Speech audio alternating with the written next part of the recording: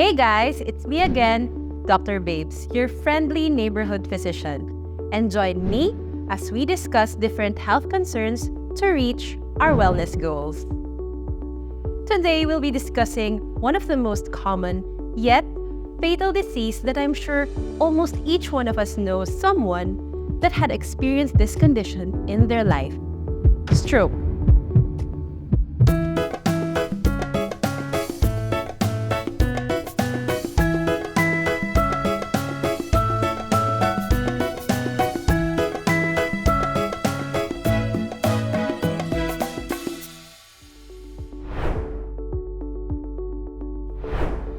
You already know that staying in shape is one of the best ways to keep your body healthy.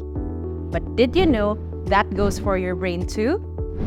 The healthier you are, the less likely you are to have stroke. Contrary to popular belief, stroke don't just happen to elderly. They could occur in just about any of us, although some of us are more susceptible than others. A stroke is a medical emergency that occurs when a blood vessel in the brain gets blocked or bursts, preventing the brain from getting any oxygen and nutrients it needs. Once a stroke begins, you will lose almost 2 million brain cells every minute.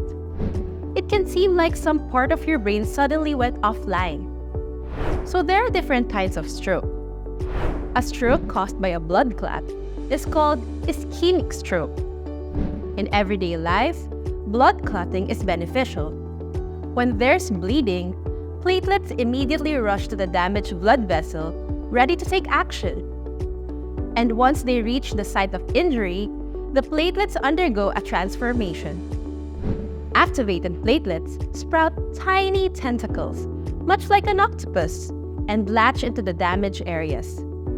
These tentacles then start to weave together, forming a mesh-like structure that traps blood cells and eventually forms a clot that stops the bleeding. But in the case of stroke, however, blood clots are dangerous as they can obstruct arteries. There are two ways an ischemic stroke can occur. First is embolic stroke, which occurs when a blood clot forms somewhere in the body and travels through the bloodstream, eventually becoming lodged in one of the smaller blood vessels in your brain. The name embolic stroke comes from the word embolus, which refers to a blood clot that travels through the bloodstream. The second kind of ischemic stroke is a thrombotic stroke. As the blood flows through the arteries, it may leave behind cholesterol plaques that stick into the inner wall of the artery. And then over time, these plaques can narrow the artery and prevent blood from passing through. The name thrombotic stroke comes from the word thrombus, which refers to blood clot that forms within a blood vessel. Well, I have discussed this in detail on my previous cholesterol videos, so make sure to check them out.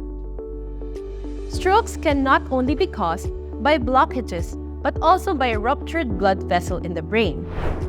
And this is called a hemorrhagic stroke. And their number one risk factor is, guess what? High blood pressure. Hemorrhagic strokes are generally considered to be the deadliest type of stroke. The mortality rate is about 50%, and with half of these deaths occurring within the first 2 days. So who is more susceptible? Well, it really all comes down to risk factors. Now, some risk factors are just a part of life. They are part of what makes you, you. And you can't do anything about them. We're talking about your age, your gender, good old family history, untreated heart disease.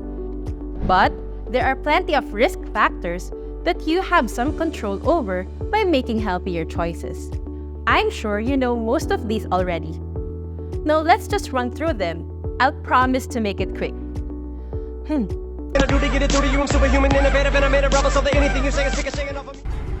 No, it's not that. Stop smoking, moderate alcohol consumption, control your blood pressure, low and manage your cholesterol, stay physically active, improve your diet, control your blood sugar if you have diabetes, and I repeat, all of these are within your control. Now, something doesn't add up about strokes. They are common. Someone suffers a stroke every 40 seconds, which adds up to nearly 800,000 stroke victims every year. And they are preventable. Up to 80% of strokes can be prevented, making it the leading cause of preventable disability. So how does something we see so often and know we can stop still have such a devastating impact?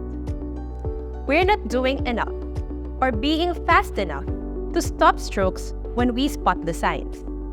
Strokes come on suddenly, in an instant, in just a snap.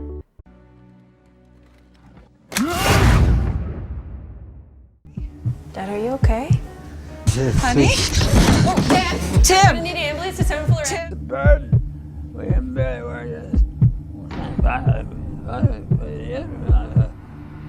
If these happens, call 911 immediately. The blood flow to the brain is disrupted or cut off completely, and brain cells starts dying.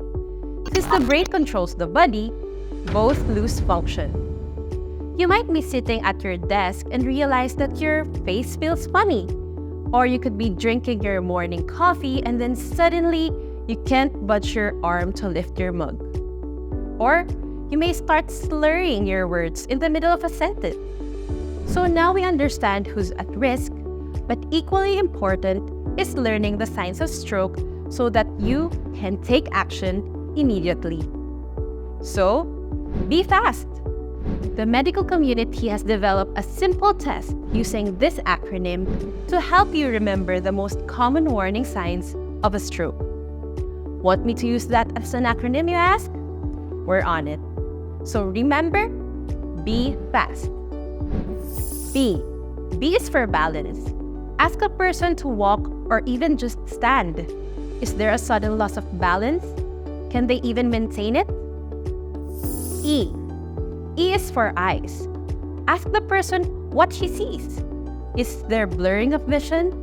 Check each eye by covering one eye at a time and then do it on the other. Is there a sudden loss of vision in one or both eyes? F for face. Ask the person to smile. Does one side of their face droop? Is their smile uneven? This can be a sign of weakness or numbness in the face. A is for arm. Ask the person to raise both arms. And then does one arm drift downward? Can they lift one arm higher than the other? This signals weakness on the one side of their body. S is for speech. Ask the person to repeat a simple phrase such as, "The sky is blue." Did they slur? Does their speech sound strange? Could they even repeat the phrase? Trouble speaking is a telltale sign of a stroke. And the last one is T, for time. If the person failed any part of the test, note the time and get help. There you go. Every second, the brain cells die during stroke. Time is brain. So what do you do at the first sign of someone having a stroke? Think fast. No, really. You dial 911 because there is no time to waste. Because a stroke is a medical emergency. The stroke victim needs treatment right away, and that requires quick thinking and action on your part. It's critical to act fast because there's a treatment able to dissolve the blood clot, which can often reverse stroke-related symptoms. But it has to be administered within 4.5 hours from the onset of their symptoms. But what if the symptoms pass? Well, just because the symptoms go away doesn't mean everyone's in the clear. A stroke of any duration can do lasting damage. Even if you're wrong, it's better to be safe and seek treatment than to ignore the warning signs of potentially deadly event. And you may be wrong. What you think is a stroke could actually be a transient ischemic attack, or TIA. TIAs are called mini-strokes because they share all the same symptoms as strokes. Symptoms are typically fleeting, lasting a little as 1 minute. But a mini-stroke can last up to 24 hours. Initially, you can't tell the difference between a stroke and a mini stroke. The only way you can determine that if its symptoms resolve within 24 hours. Otherwise, the presentation is exactly the same. And unlike strokes, TIAs don't kill the brain tissue or cause permanent disability. But they're often a sign of bigger things to come. A third of people who had mini strokes in the past go on to have stroke because the underlying cause is the same: high blood pressure, heart disease, diabetes, carotid artery disease. Whatever is limiting the blood flow to the brain is still there. And so, by identifying the cause of your mini stroke, your doctor can help in managing the condition and reducing the risk of stroke in the future. So remember that strokes are preventable, so always keep your health in check. And when you spot the classic warning signs of stroke, be fast and dial 911. I hope you have learned a lot from us today. And if you have any comments or suggestions, make sure to put them down below. And if you have any medical concerns, feel free to click on the link on the description box for a free medical consultation, and we'll get back to you. This has been your good doctor, and thank you for watching. See you next time! To proceed with free online consultation, click the link in the comment section.